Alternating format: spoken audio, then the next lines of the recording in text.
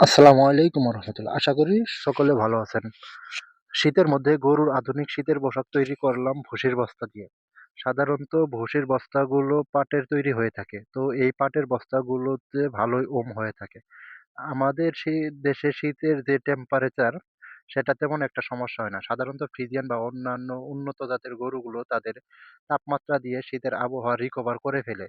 শুধুমাত্র গরমের সময় একটু সমস্যা হয় তাপমাত্রা নিয়ন্ত্রণের ক্ষেত্রে। তো আমাদের খামারের সবগুলো গরুই দেশীয় জাতের, এজন্য তেমন একটু শীতের সময় একটু সমস্যা হয়, শরীরে তাপমাত্রা দিয়ে রিকভার করতে পারে না।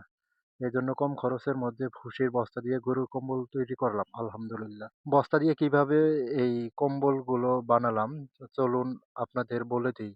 প্রথমে আমরা বস্তাগুলো এক সাইড সেলাই খুলে নিয়েছি এবং নিচের সাইড কেটে নিচ্ছি। আপনারা যদি কেউ বস্তা দিয়ে এইভাবে গরুর পোশাক বানাতে চান তাহলে ভুল করেও সাইড কাটবেন না, কারণ এইগুলো হচ্ছে পাটের বস্তা, সাইড কাটলে সাইড দিয়ে একটা দুইটা করে খুলে আসবে, বেশি দিন ব্যবহার করতে পারবেন না। একটু সময় লাগলেও সেলাইটা খুলে দিবেন। এরপর বস্তার নিচের সাইডে গরুর সাইজ অনুযায়ী একটা কাপড় দিয়ে রশি বানিয়ে দুই সাইডে বেঁধে নিছি, যেটা গরুর লেজের মধ্যে আটকানো থাকবে। এইখানে একটা লক্ষণীয় বিষয়, কোনো প্লাস্টিকের বা পাটের রশি দিয়ে বাঁধবেন না, কারণ এতে গরুর লেজের নিচে দিয়ে ঘা হয়ে ইনফেকশন হয়ে যাবে। এজন্য কাপড়ের কিছু ব্যবহার করলে ভালো হয়। তারপর গরুর গলায় মাপ নিয়ে সাইডে কাপড় লাগিয়ে নিয়েছি।